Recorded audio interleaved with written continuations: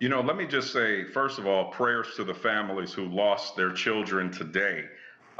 It is a tragedy when you have to worry about sending your child to school and hoping that they come back to you in one piece. I watched the video. As tragic as it was, there's a couple things here. Number one, this person legally bought a firearm and had a history of mental health that was unchecked. Second, we continue to talk about gun violence, which is important, but we never talk about public safety, public health and mental health.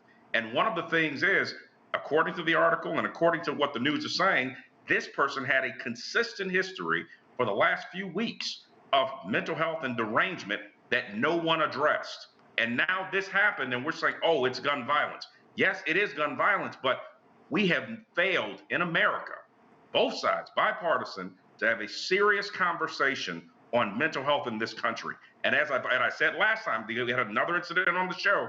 I said, if we continue to push this, kick this can down the hall, we're going to continue to have these issues. Mental health is a must. And until our children get it, it doesn't matter who you are. We're going to continue to see these issues until Congress takes mental health seriously.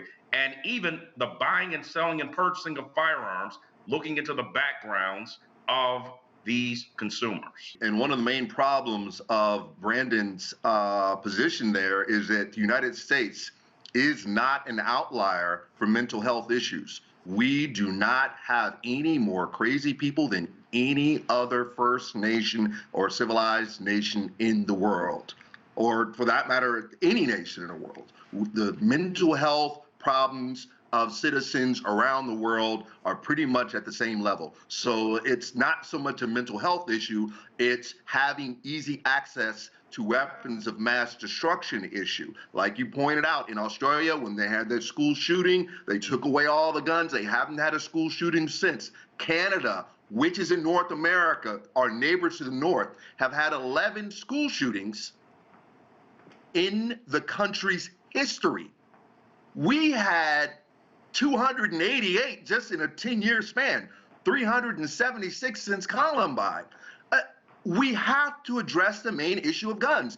And I think the number is something like 75% of even NRA members believe that there should be criminal background checks and stronger red flag laws. The problem is elected Republicans in Congress are not listening to their constituents. Everybody seems to want stronger gun laws. We used to have a ban on assault rifles.